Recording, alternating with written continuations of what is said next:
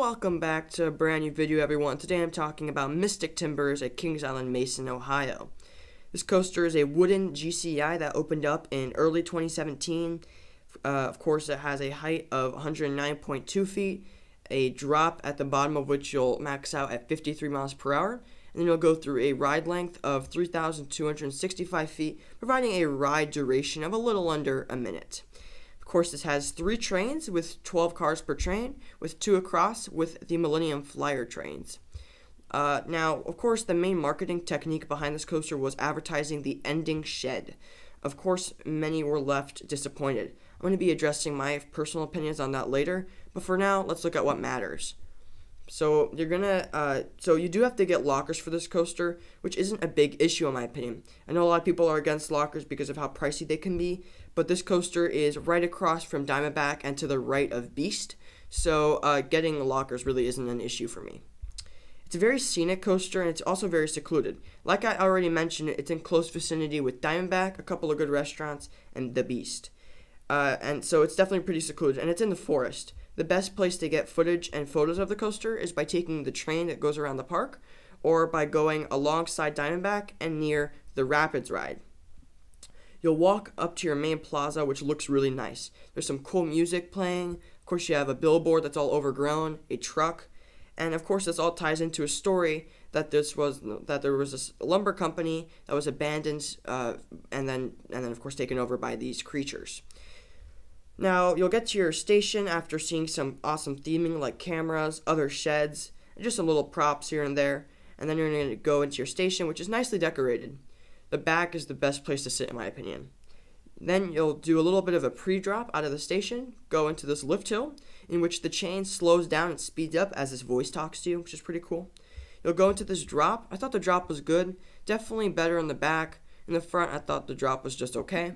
Then you're going to crest up into a little bit of a double down. Definitely a fun element. Not the best airtime on the ride, though. Before going into 2 back-to-back airtime hills over water. Very fun element. Following that, you'll go into a bit of some turns, which provides some nice intensity. Following that, you'll go through one more airtime hill before entering your first tunnel. I thought this tunnel really marked the beginning of the second half. The second half is really great. It's a bunch of low-to-the-ground bunny hops, which provides some nice ejector airtime. Definitely the second half of the coaster is much better than the first, which you don't see too often. Then you'll make a left-hand turn before going into your shed, which is basically the final brake run. So now we come to the shed. I rode this coaster over 10 times, so I was able to experience all 3 types of permutations. Like I said, there are 3 permutations you can get. At the end of the shed, there's a screen that features a monster. Bats is the most common. A snake is also pretty common. And then there's this monster tree that is the least common. And I saw the monster tree twice. Then in the room, you'll see a bunch of props, some music will play. Of course, you'll see some and I got to experience the shed with the lights on, so I really got to see all the nice little details. As much hate as this thing gets, the detail is pretty nice. Part of the disappointment was due to the sheer theories that some people came up with, such as a backwards launch, a drop track, or an inversion.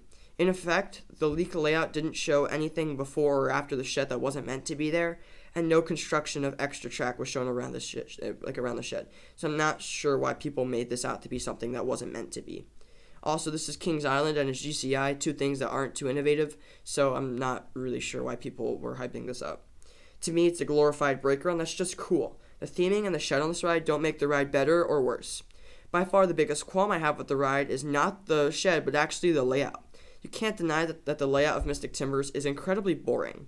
It's just a bunch of airtime hills with a rare bank turn thrown in. It doesn't feel as random or untamed as some of the other GCI coasters. After 2 or 3 rides, I pretty much knew the layout from the back of my hand just by riding it. Take Wildcat at Hershey Park, or even Lightning Racers in the same park. Those are both non-stop rides that just keep going and don't ever seem to end. And on Mystic Timbers, I feel like once you go through the first couple of airtime hills, it kind of gets old. But luckily, the second half of the ride kind of fixes that. And this also makes Mystic Timbers probably the most re-rideable wooden roller coaster I've ever been on. Like I said, I was able to catch almost 10 rides on this thing. On the other hand, I still prefer Gold Striker at California's Great America in California and Renegade at Valley Fair in Minnesota. Mystic Timbers has pretty good airtime. I'd say the second half is much stronger than the first half, at least in terms of airtime and intensity. Essentially, the exit of the tunnel and then all the way to the final shed is the best part of the ride. I kind of hope the entire ride was like that, but the first half is basically these big, graceful airtime hills. So all in all, Mystic Timbers is a very solid ride and a great fit for Kings Island. It's my second favorite in the park behind the Beast, but besides that, it's an awesome airtime-filled ride that deserves a B+ as a final score.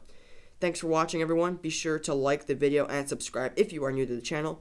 My name is Coaster Cupcake, and I'll catch you all next time. Bye, guys.